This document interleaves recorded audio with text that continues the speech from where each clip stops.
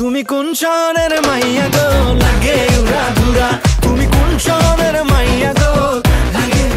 ঢালিউডের জনপ্রিয় অভিনেতা শাকিব খান। এই মুহূর্তে শাকিব মানেই বাংলা হিট সিনেমা। আসন্ন ঈদুল আজহায় মুক্তির অপেক্ষায় রয়েছে শাকিব খানের তুফান।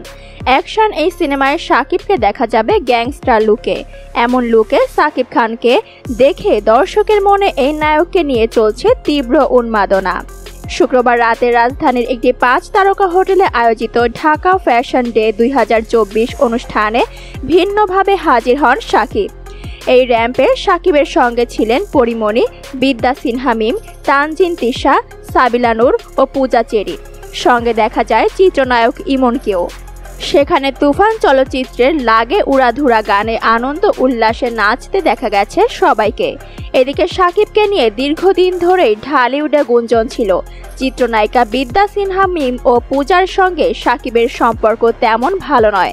শোনা যাচ্ছিল এই দুজনের সঙ্গে কখনো অভিনয়ে থাকবেন না শাকিব, কিন্তু একসঙ্গে মেতে ওঠার মধ্য দিয়ে সব জল্পনাকে শেষ করে দিল শাকিব।